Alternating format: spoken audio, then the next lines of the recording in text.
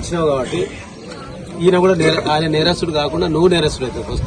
First నువ్వు దొరకవు, ఆయనకు దొరకడు. ఎందుకంటే ఆయన 100 మంది సిమ్ కార్డు తీసుకుంటాడు, ఏదో ఒక సిమ్ కార్డు వాడతాడు, ఏదో ఒక సిమ్ తీరు వాడతాడు. కాబట్టి ఎవరైనా వేరే వ్యక్తికి అకౌంట్స్ నెంబర్ కూడా ఇవ్వదు. అకౌంట్ నెంబర్ ఇవ్వడం వల్ల ఏమైందంటే ఆయన అకౌంట్ ని ఈ దొంగలు వాడుకుంటారు. ఈ సైబర్ క్రైమ్ ఎవరైతే చేస్తారో వాళ్ళంతా వాడుకొని నీ అకౌంట్ ద్వారా నీ అకౌంట్ నుంచి ఆ ఇద్దరికి పంపుతాడు, ఆ ఇద్దరి నుంచి ఇంకో ఇద్దరు పంపుతాడు. డైరెక్ట్ ఆయన నీ అకౌంట్లకి డైరెక్ట్ తీసుకోడు. నీ నుంచి ఇంకో ఇద్దరికి, ఆ నుంచి ఇంకో నలుగురికి ఓ 10,000 50 లక్షల రూపాయలు అనుకో, ఓ ఇద్దరికి 50 వేస్తాడు, మళ్ళీ ఇద్దరికి 20 వేస్తాడు, తర్వాత మళ్ళీ ఒక 10 వేస్తాడు. వేసేసి అక్కడి నుంచి అవసరం కూడా వీళ్ళందరూ మనం కొట్టుకుంటా నువ్వే ఉంటావు. నువ్వు రాజీవ్ కాల్లో ఉంటాడు, ఒకడు బెంగాల్ ఉంటాడు, ఒక బీహార్లో ఉంటాడు, ఒక గుజరాత్ ఉంటాడు, ఒకడు అమెరికాలో ఉంటాడు.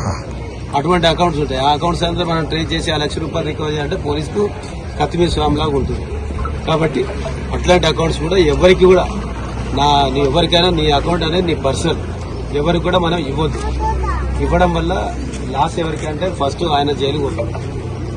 నువ్వు దొరకవో ఆ దొంగ దొరకవో తర్వాత విషయం. ఫస్ట్ ఎవడ అకౌంట్ ఇచ్చినా వాళ్ళు చేయలేదు. కాబట్టి ఎవరికి కూడా అకౌంట్ ఇవ్వద్దు. ఈ మహిళల్ని వేధింపులలో మహిళల దగ్గరికి పోయినప్పుడు కొంచెం జాగ్రత్తగా ఆమెతో గౌరవంగా మాట్లాడండి. ఓన్లీ మనకున్న భార్య ఎవరైతే మన రిలేషన్ ఉంటారో వాళ్ళతో తప్ప అదర్వైజ్ మిగతా వాళ్ళతో గౌరవంగా మాట్లాడండి. లేకపోతే ఆ తోటి ఎఫెక్ట్ అయితే